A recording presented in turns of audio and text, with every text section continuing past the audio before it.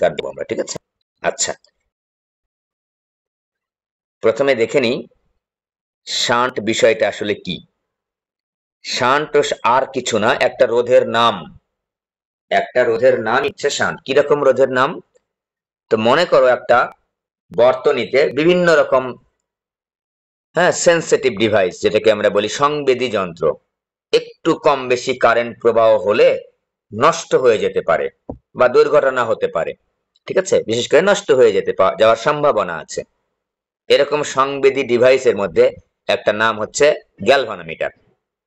তো শুধুমাত্র গ্যালভানোমিটারের ক্ষেত্রেই না, আরো অনেক সংবেদী যন্ত্রপাতি, তড়িৎ যন্ত্রপাতি আছে যেগুলোর কারেন্টের উঠানামার ফলে বেশি কারেন্ট প্রবাহিত হলে নষ্ট হয়ে যাওয়ার সম্ভাবনা থাকে। আমরা ধরে নিচ্ছি সেটার কোনো একটা যন্ত্রের নাম হচ্ছে গ্যালভানোমিটার। তো গ্যালভানোমিটারের আমি তো প্রত্যেকটা যন্ত্রেরই তো একটা নিজস্ব রোধ আছে। তো গ্যালভানোমিটারের রোধের নাম দিলাম আমরা হচ্ছে জি।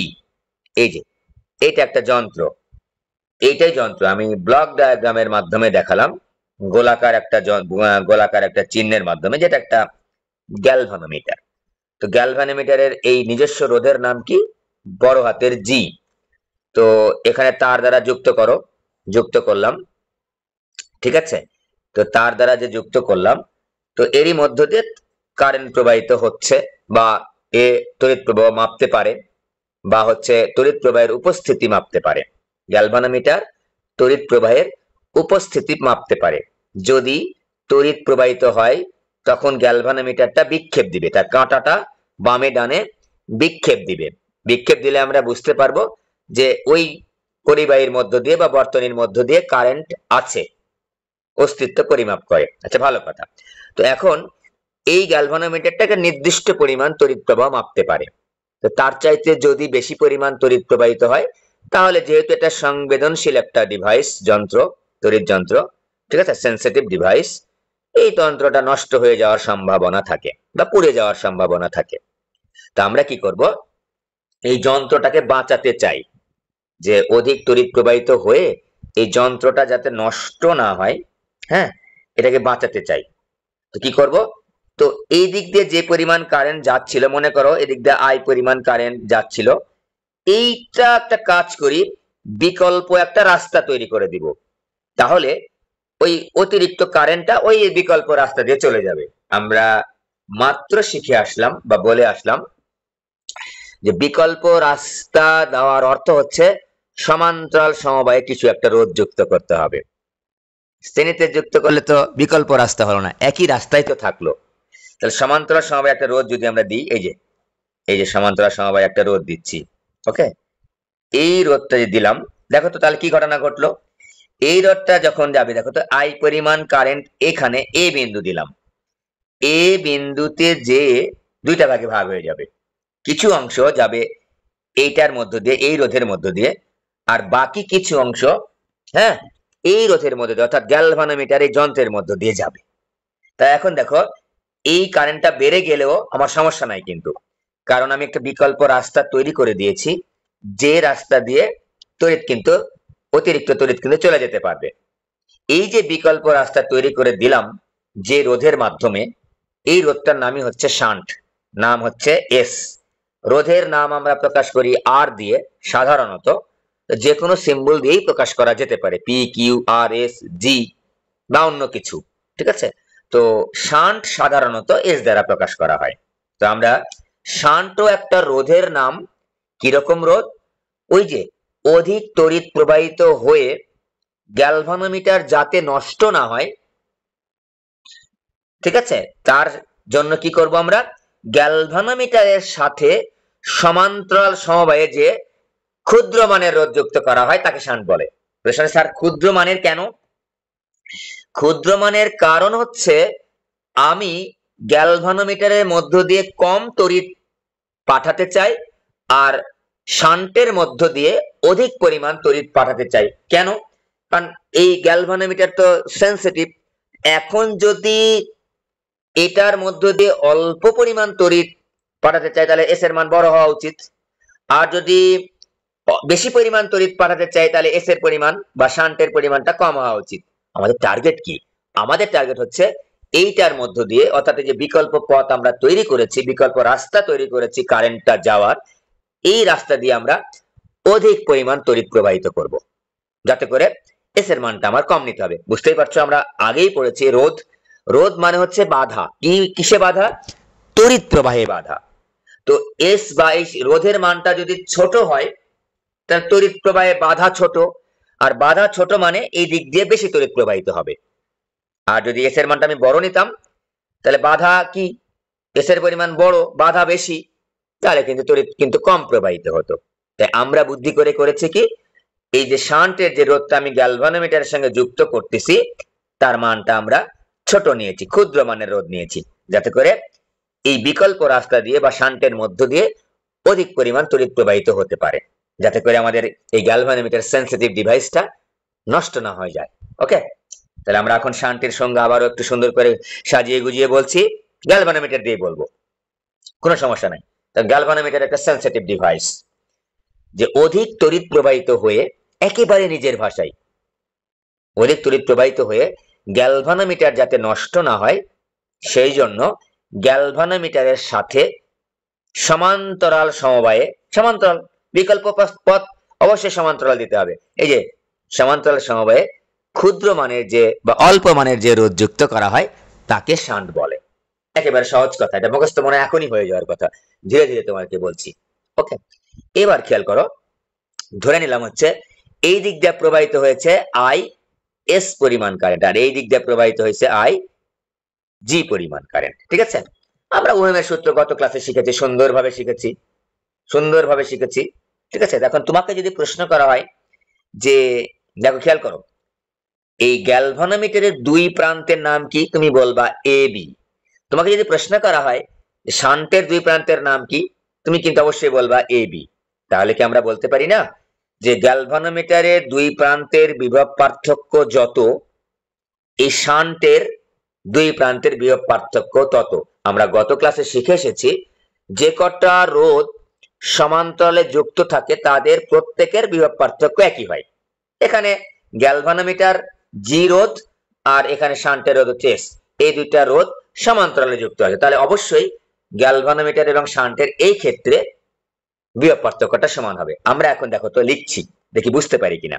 আমি ওহমের সূত্র লিখবো, আর কিছু না, একেবারে সহজ করে ওহমের সূত্র লিখবো, সূত্র ডেভেলপ করব, তারপর আমরা মনে রাখার চেষ্টা করব, মনে রাখার প্রসিডিউর টেকনিক শিখিয়ে দিব।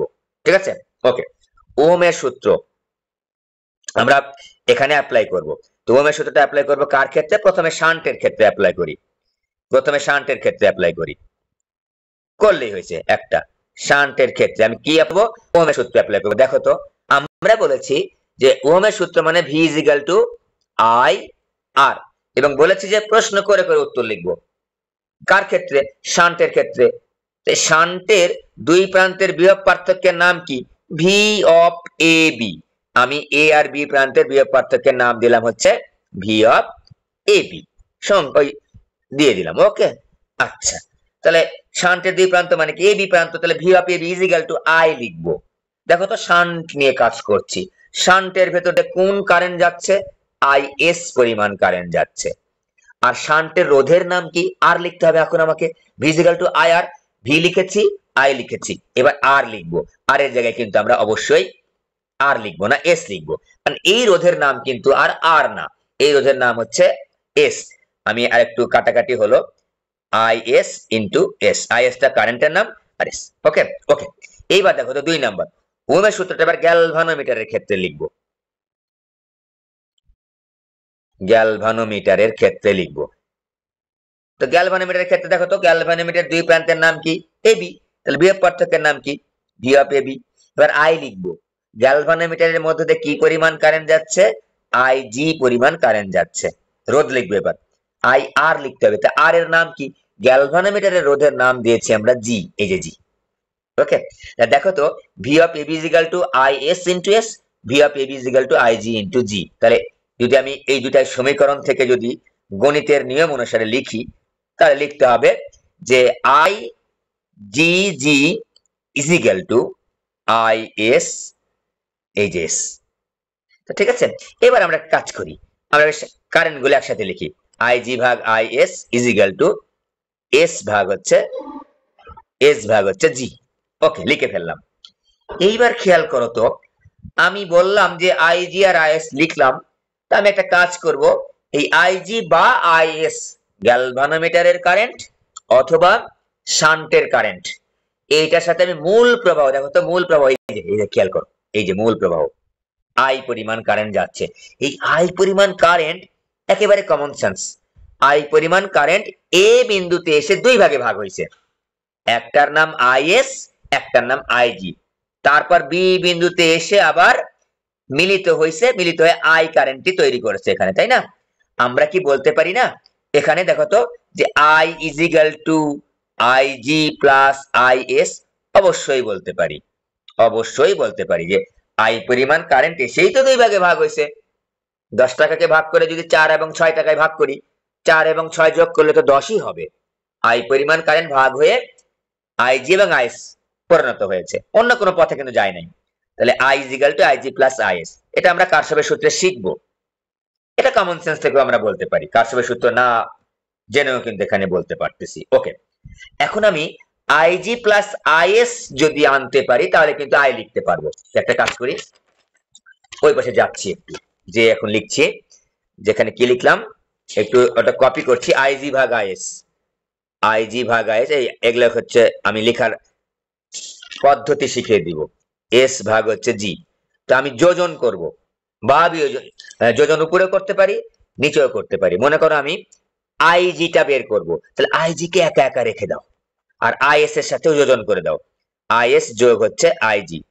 বাম পাশে যদি নিচে যোজন করি, ডান পাশেও কিন্তু নিচে যোজন করতে হবে। 9 10 6 7 থেকে পরে আসতেছি, শুধু যোজন করেছি, যোজন বিয়োজন না। এবার খেয়াল করো, আইজি ভাগ হচ্ছে, দেখো তো আইএস আর আইজি মিলে তো আই, হ্যাঁ আই, এই যে ইজ ইকুয়াল টু হচ্ছে S divide by G plus S. এখান থেকে আমি শুধুমাত্র আইজিটা বের করতে চাই, I G is equal to S divide by G plus S into I. এটা কিন্তু আমাদের সূত্রটা লাগবে কিন্তু আমাদের, হ্যাঁ, এটাকে বলবো আমরা কারেন্ট ডিভাইডার রুলও বলতে পারি, আমি শিখাচ্ছি পরে আবারও। এবার লেখার নিয়মটা শিখো তো।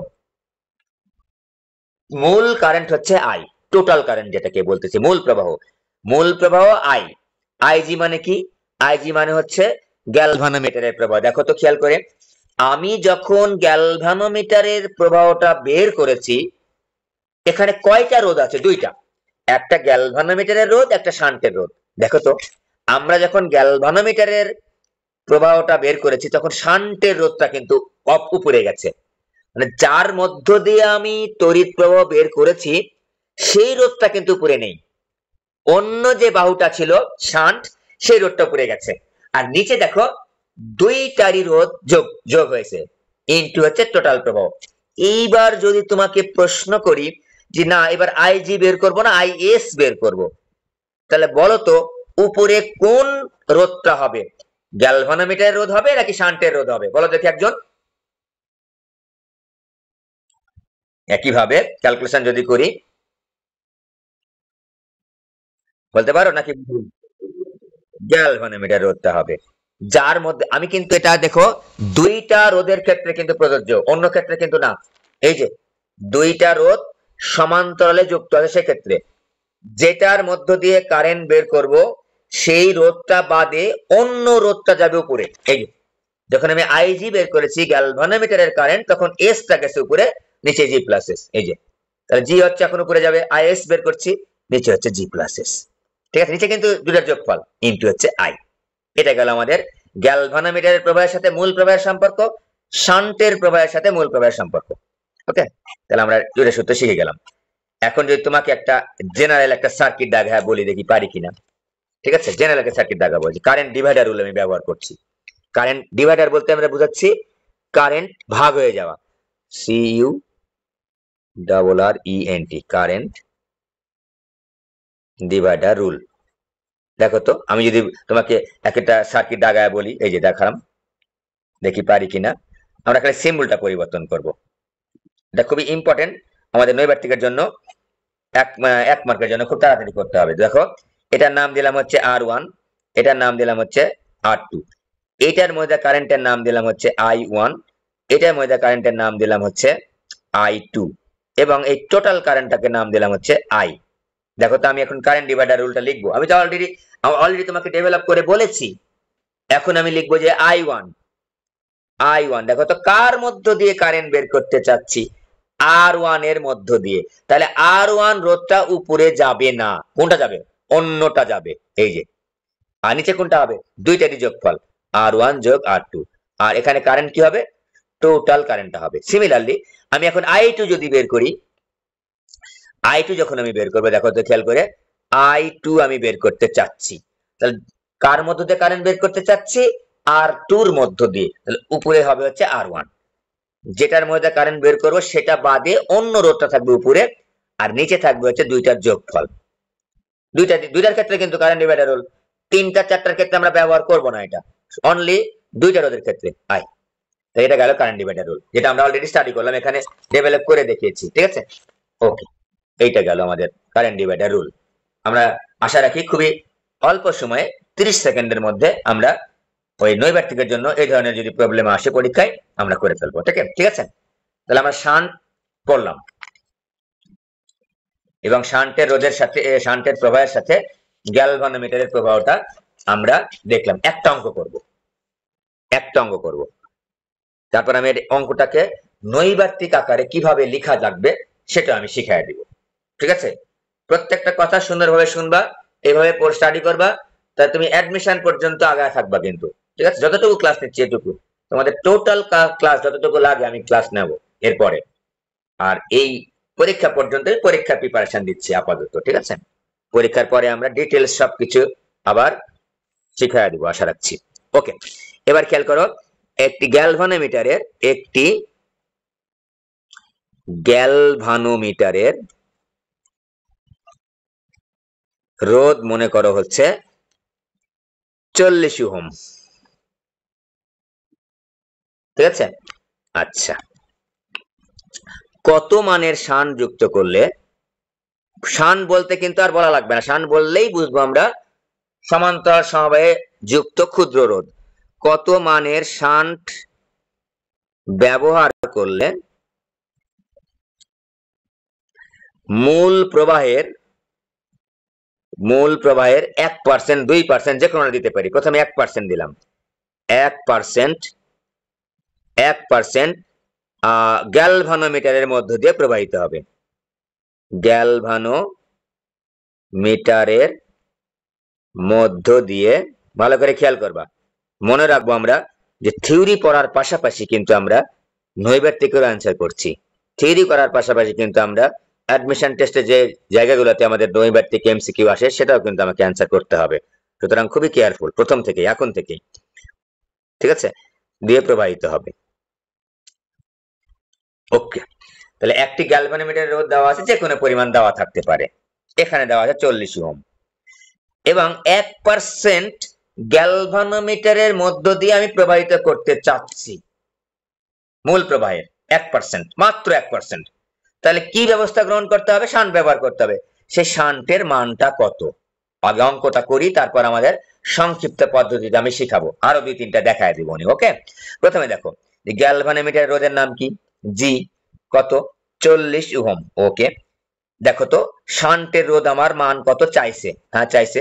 শর্ত দেওয়া আছে কি, যে মূল প্রবাহের 1% কার মধ্য দিয়ে যাবে, গ্যালভানোমিটারের মধ্য দিয়ে যাবে। তার মানে IG is equal to 1% of total current। এই যে মূল প্রবাহের 1%, এই যে মূল প্রবাহের 1% কার মধ্যে যাবে, গ্যালভানোমিটারের মধ্য দিয়ে যাবে। ওকে, এই অঙ্কটা দেখো আমাকে বলতে পারতো যে মূল প্রবাহের 99% শান্টের মধ্য দিয়ে যাবে, 1% গ্যালভানোমিটারের মধ্য দিয়ে যাওয়া যে কথা, 99% বা 99% শান্টের মধ্য দিয়ে যাওয়া একই কথা। কারণ 1% যদি গ্যালভানোমিটারের মধ্য দিয়ে যায়, তাহলে বাকি 99% কার মধ্য দিয়ে যাবে, অবশ্যই শান্টের মধ্য দিয়ে, একই কথা। এটা আগে করে নিই। ওকে, দেখো তো এখানে আমরা কি পাচ্ছি, এখানে আমরা পাচ্ছি 1/100, পার্সেন্টেজ মানে হচ্ছে 100, IG is equal to হচ্ছে 1/100 আই। দেখো আমাদের সূত্র কি, দেখো তো IG is equal to, দেখো IG বের করতে চাচ্ছি, তাহলে উপরে কে যাবে, জি যাবে না, কারণ গ্যালভানোমিটারের মধ্য দিয়ে কারেন্ট বের করতে চাইলে উপরে যাবে শান্টের রোধ যাবে, নিচে কে যাবে, নিচে দুইটাই যাবে, আর এখানে কে থাকবে, টোটাল কারেন্ট থাকবে। আইজির মানটা একটু বসিয়ে দাও, কত, 1/100 into I is equal to S divide by G plus S into হচ্ছে আই। বাম পাশের আই, ডান পাশের আইটা হচ্ছে ক্যান্সেল আউট, তাহলে কত হচ্ছে দেখো তো, হচ্ছে 100 S is equal two G plus S, বা 100 এস বিয়োগ এস ইজ ইকাল টু জি, বা 99 এস ইজ ইকাল টু হচ্ছে জি এর জায়গায় হবে হচ্ছে 40। অতএব এস ইজ ইকাল টু 40 ভাগ হচ্ছে 99 ওহম। এটা আমাদের উত্তর। এখন এটার উত্তর তুমি ক্যালকুলেটর টিপতে পারো, কোনো সমস্যা নেই।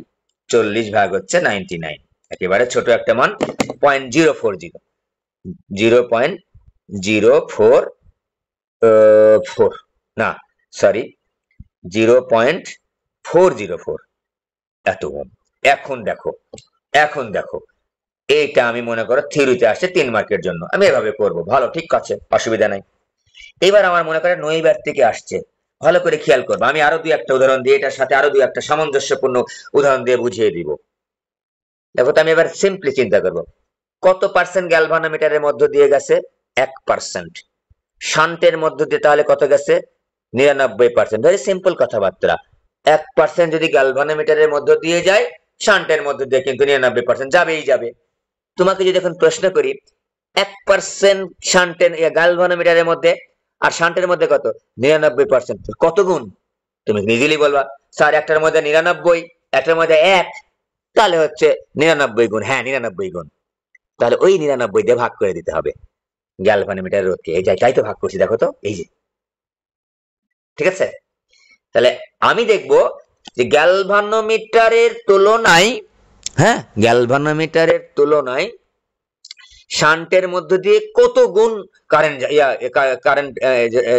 পাস করতেছে। দেখো তো 1% হচ্ছে গ্যালভানোমিটার, আর শান্ট কত, 99%, কত গুণ, নিজেই প্রশ্ন করো নিজেকে, কত গুণ, 99 গুণ। তাহলে গ্যালভানোমিটারের রোধকে 99 দিয়ে ভাগ করে, প্রশ্ন স্যার ভাগ কেন, গুণ করলে হবে না, গুণ করবা কেন, তুমি তো গ্যালভানোমিটারের মধ্য দিয়ে শান্টের মধ্য দিয়ে 99 গুণ কারেন্ট পাঠাতে চাচ্ছ, তো কারেন্টের সাথে সম্পর্ক কি, বিপরীত সম্পর্ক। যত গুণ কারেন্ট তুমি পাঠাতে চাচ্ছ, রোধটা তত কম হতে হবে, সিম্পল হিসাব নিকাশ। বাধা যত বেশি কারেন্ট তত কম, বাধা যত কম কারেন্ট তত বেশি। আমি শান্টের মধ্যে দিয়ে 99 গুণ কারেন্ট পাঠাতে যাচ্ছি, রোধ তাহলে কত হতে হবে, কম হতে হবে, কম হলে কত বেশি, 99 গুণ কারেন্ট যাবে, কম মানে কি, ভাগ, এই জন্য ভাগ করে দিয়েছি। ওকে, এবার আমি তোমাকে সিম্পল একটা প্রশ্ন করলাম, ওটার সামঞ্জস্যপূর্ণ একটা প্রশ্ন, যে গ্যালভানোমিটারের মধ্য দিয়ে 2% কারেন্ট যাচ্ছে, এই যে আমি একটু সিম্পলি দেখাচ্ছি, ছোট করে দেখাচ্ছি, গ্যালভানোমিটারের মধ্যে 2% যদি কারেন্ট পাঠাতে চাই, ওই আগের অঙ্কই, এই অঙ্কেই কিন্তু, এই অঙ্কেই গ্যালভানোমিটার রোধটাকে দেওয়া থাকবেই থাকবে, গ্যালভানোমিটারের মধ্য দিয়ে 2% কারেন্ট পাঠাতে চাচ্ছি, যে আইজি লিখেছি, তাহলে আমার শান্টের মান কত হবে। এবার খেয়াল করো, আইজি যদি 2% হয়, আইএস সিম্পলি, আমি কিন্তু নৈর্ব্যক্তিকের জন্য 5 সেকেন্ড হিসাব করতেছি, আইএস কত হবে, 98%। দেখো তো 98 মানে কি, 1% কেটে দাও, মানে একটার মধ্য দিয়ে 2, একটার মধ্যে 98, বুঝতেই পারছো, শান্টের মধ্যে 98, গ্যালভানোমিটারের মধ্যে 2, কত গুণ, 49 গুণ। দেখো খেয়াল করে, আমি যদি বলি যে 98 ভাগ হচ্ছে 2, ভাগ হচ্ছে 2, ভাগ হচ্ছে 2, তাহলে বলবো আমরা 98 ভাগ হচ্ছে 2, 49%, তাই না, 49 গুণ। তাহলে এখন দেখো তো আমার শান্টের রোধ কত হবে, এস ইজ ইকুয়াল টু, আমাদের গ্যালভানোমিটারে যে রোধটা দেওয়া আছে তাকে 49 দিয়ে ভাগ করবো, অঙ্ক কমপ্লিট নৈর্ব্যক্তিকের জন্য। কথা ক্লিয়ার, পারবো না। এবার আরেকটা দেখাই, এবার বললাম উল্টা করে বলি, এবার যে শান্টের মধ্য দিয়ে 95% কারেন্ট পাঠাবো, শান্টের মধ্যে কত পার্সেন্ট, 95% কারেন্ট পাঠাবো, তাহলে কত মানের শান্ট যুক্ত করতে হবে, একই অঙ্ক কিন্তু, আগের অঙ্কের কথাই বলছি। শান্টের মধ্য দিয়ে 95% মানে কি, গ্যালভানোমিটারের মধ্যে ভেরি সিম্পল 5%, টোটাল পার্সেন্টেজ কত, 100। দেখো তো কত গুণ, ওরে প্রশ্ন আসতে পারে স্যার কত গুণ তাহলে হলো, এই কত গুণ বলো দেখি, ভাগ করে দাও ক্যালকুলেটরে, যে 95 ভাগ হচ্ছে 5, 19 গুণ বেশি পাঠাতে হবে শান্টের মধ্য দিয়ে। 19 গুণ পাঠাইতে হবে শান্টের মধ্য দিয়ে। তাহলে শান্টের রোধটা কত হবে? গ্যালভানোমিটার রোধের 19 ভাগের 1 ভাগ। এই যে 19 ভাগের 1 ভাগ, যত গুণ কারেন্ট পাঠাতে হবে তত দিয়ে ভাগ করে দেব গ্যালভানোমিটার রোধকে। এটা হবে আমাদের উত্তর। আশা রাখি বুঝতে পেরেছ, কারণ না বোঝার কোনো কারণ নেই। ওকে ওকে, এটা গেল আমাদের চালাকি বুদ্ধি। চালাকি বুদ্ধি বলতে এটা কিন্তু আমাদের লাগবে, কারণটা হচ্ছে আমাদের নৈর্ব্যক্তিকের কিন্তু অ্যান্সার করার জন্য এই টেকনিক গুলা কিন্তু আমাকে শিখতে হবে। তোমরা এখন অনেক বড় হয়ে গেছো, 7-8 মাস অলরেডি পার হয়ে গেছে, 9 মাস পার হয়ে গেছে। এখন কিন্তু আস্তে আস্তে এই জিনিসগুলো কিন্তু আয়ত্ত করাবো, এবং এগুলো কিন্তু প্র্যাকটিসের মধ্যে তোমার ভেতরে থাকবে। আমি বলে দিচ্ছি এখন মনে থাকবে, কিন্তু প্র্যাকটিস না করলে কিন্তু সময় বেশি দিন মনে থাকবে না। তাই প্র্যাকটিসের মধ্যে থাকতে হবে। ঠিক আছে, এবার দেখো তো আমরা এটা পারবো আশা রাখছি। এইবার আসো হচ্ছে, পার হয়ে যায় পাশে, এইবার পড়বো আমরা অ্যামিটার। আজকের ক্লাসটা আবারও বলছি খুবই গুরুত্বপূর্ণ ফাইনাল পরীক্ষার জন্য, এইবারের ফাইনাল পরীক্ষার জন্য, নট অনলি এবারের ফাইনাল, একেবারে এইচএসসি ফাইনাল পরীক্ষার জন্য। আস্তে আস্তে কিন্তু পড়াচ্ছি, তাড়াহুড়া কিন্তু করি নাই, তোমরা নিজেও বুঝতে পারতেছো স্যার আস্তে আস্তে পড়াচ্ছে। অ্যামিটার, অ্যামিটারটা আমরা এখন পড়বো। অ্যামিটার মানে কি? যে যন্ত্রের সাহায্যে তড়িৎ প্রবাহ সরাসরি অ্যাম্পিয়ার এককে পরিমাপ করা যায়, বা সরাসরি অ্যাম্পিয়ার এককে পরিমাপ করা যায়, সেটাকে আমরা বলছি অ্যামিটার। তো আমরা আগেই বলেছি গ্যালভানোমিটার দিয়েও কিন্তু কারেন্টের অস্তিত্ব পরিমাপ করা যায়। গ্যালভানোমিটার দিয়ে কারেন্টের অস্তিত্ব পরিমাপ করা যায়। তাহলে গ্যালভানোমিটারে তো কাঁটা থাকে, গ্যালভানোমিটার দিয়ে কেন আমরা কারেন্ট পরিমাপ করি না? কারণটা হচ্ছে, মনে করো আমি একটা সার্কিট দাগায় তোমাকে উদাহরণ দিচ্ছি ছোট করে, সার্কিট একটা দাগাই। কোন একটা বিষয় পড়তে গেলে ওটা সম্পর্কে একটু ভালো ধারণা না থাকলে মুখস্থ বিদ্যা হয়ে যায়। না জেনে মুখস্থ করা যাবে না, জেনে শুনে তারপরে আমরা মুখস্থ করব। এখানে একটা ব্যাটারি দিলাম, মনে করো 10 ওহমের একটা দিলাম, এখানে একটা ভোল্টেজ দিলাম, মনে করো হচ্ছে 50 ভোল্ট দিলাম। ভেরি সিম্পল, ওহমের সূত্র যদি ব্যবহার করি, তাই বলি যদি এই কারেন্ট কত, তুমি বলবে sir current V is equal to I R সূত্র। তো এখানে হচ্ছে ভি এর মানটা হচ্ছে আমার হচ্ছে 50, আই এর মানটা বের করতে হবে, আর 10 হচ্ছে আমার রোধের মান। তো আই ইজ ইকুয়াল টু কত? I is equal to 5 ampere. Okay, ভালো কথা, এটাতে আমাদের কোনো সন্দেহ নাই, আমরা বের করতে পারলাম। তো আমরা যদি একটা যন্ত্রের সাহায্যে এই বর্তনীর তড়িৎ প্রবাহটা মাপতে চাই, আমার যন্ত্রের রিডিং কত হতে হবে? 5 অ্যাম্পিয়ার বা একেবারে কাছাকাছি হতে হবে। অনেক সময় হয় কি, যন্ত্রের তো একটু আটটু ত্রুটি থাকেই। ত্রুটি থাকার মানে এই না যে 5 অ্যাম্পিয়ার, আমি এখন তোমাকে বললাম এই এই বর্তনীর কারেন্ট হচ্ছে 1 অ্যাম্পিয়ার, তাহলে তো হবে না। যদি বলি না 5 অ্যাম্পিয়ার 4.99 4.98 মেনে নেওয়া যায়, না ঠিক আছে 5 অ্যাম্পিয়ার ছিল একটু কম হয়েছে, ইরোর একটু আসে, ইরোর তো একটু থাকেই। ওকে, এখন আমরা মনে করি গ্যালভানোমিটারের সাহায্যে এই বর্তনীর কারেন্টটা মাপবো।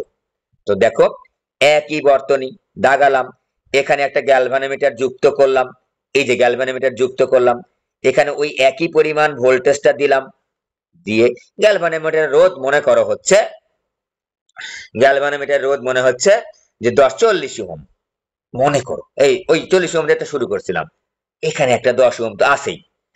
সেম জিনিস গ্যালভানোমিটার, আমি একটা কথা বলে রাখি, গ্যালভানোমিটার বা অ্যামিটার, আবার শোনো, গ্যালভানোমিটার বা অ্যামিটার, এই দুটা যন্ত্র তড়িৎ প্রবাহ মাপো বা অস্তিত্ব পরিমাপ করো। তড়িৎ প্রবাহের বর্তনীতে শ্রেণী সমবায়ে যুক্ত করতে হয়, এই শ্রেণী সমবায়ে যুক্ত করেছে যে এক লাইনে আছে। ওকে, এবার খেয়াল করো, তাই আমি বললাম যে এখানে 50 ভোল্ট দিয়েছি।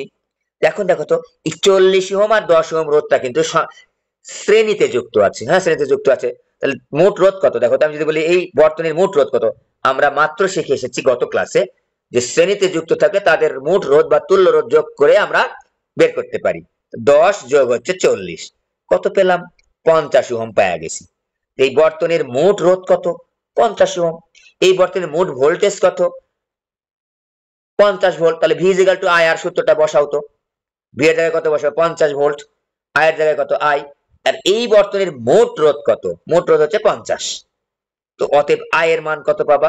1 অ্যাম্পিয়ার। দেখো তো কত, ঘটনাটা কি ঘটে গেল। এই বর্তনীর টোটাল কারেন্ট হওয়ার কথা থিওরিটিক্যালি অবশ্যই 5 অ্যাম্পিয়ার, আমি গ্যালভানোমিটারের সাহায্যে এটার তড়িৎ প্রবাহ মেপে দেখলাম হচ্ছে 1 অ্যাম্পিয়ার পেলাম। এইটা আসলে মেনে নেওয়ার মতো না, যে কারেন্ট পাওয়ার কথা 5 অ্যাম্পিয়ার, 1 অ্যাম্পিয়ার পাইছি, মেনে নেওয়ার মতো না। তাহলে এইটাকে একটু ওভারকাম করতে চাই, না আমি এই বর্তনী কারেন্টটা মেপে 5 অ্যাম্পিয়ারই করতে চাই। এইবার একটু খেয়াল করো তো, এইবার আমরা একটা কাজ করলাম, যে গ্যালভানোমিটারের যে 40 ওহম রোধটা আছে, 40 ওহম, এটার সঙ্গে একটা শান্ট যুক্ত করলাম। যুক্ত করো তো, শান্ট যুক্ত করলাম। শান্ট যুক্ত করে মনে করে শান্টের মান দিলাম 0.1 ওহম। জানোই তো তোমরা যে শান্টের মান খুবই ছোট হয়, শান্ট একটা যুক্ত করলাম।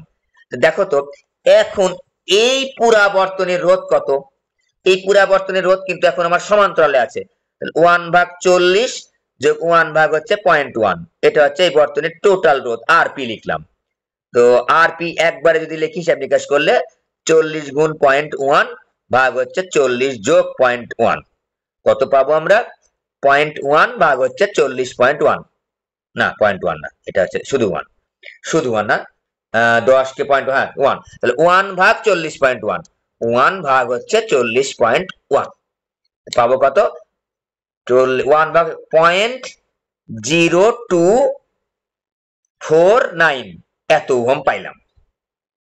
তো এখন যদি আমি একটা কাজ করি না, এই টোটাল যন্ত্রটাকে আমি একটা যন্ত্রের নাম দিই। এই টোটাল যন্ত্রটার নাম দিলাম হচ্ছে অ্যামিটার।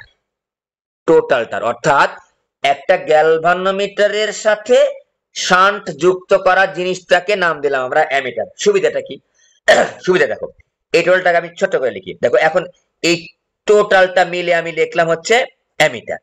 এই অ্যামিটার রোধ এখন কত হয়েছে? উদাহরণ অনুসারে 0.0249 ওহম হয়েছে।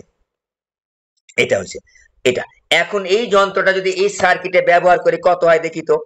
এই যে সার্কিট, এই যে একটা অ্যামিটার ব্যবহার করবে, এবার এখানে একটা ভোল্টেজ দেওয়া আছে 50 ভোল্ট। এবার দেখো 50, এটা রোধ কত? 0.0249 ওহম।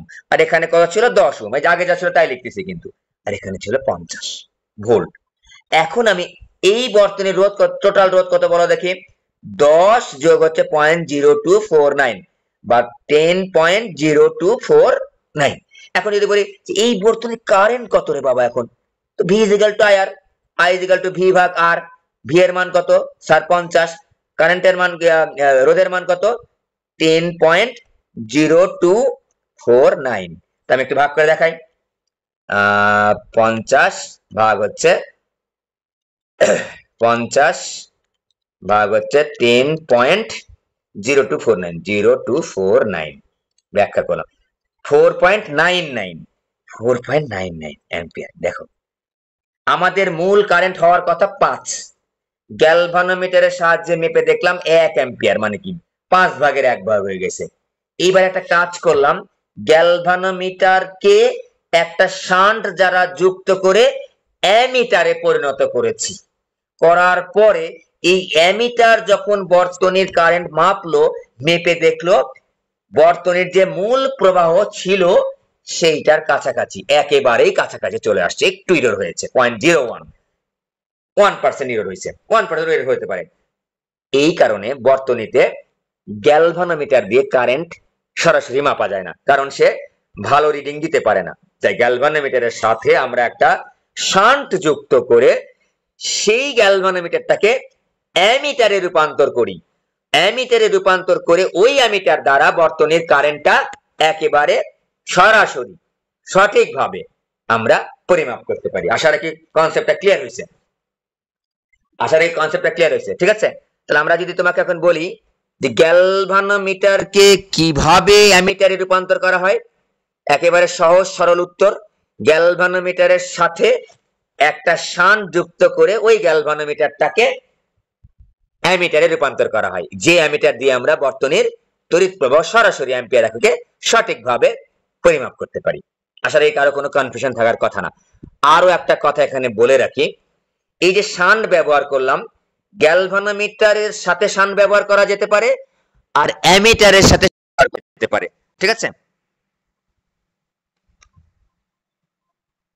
আজকে এই পর্যন্তই থাক।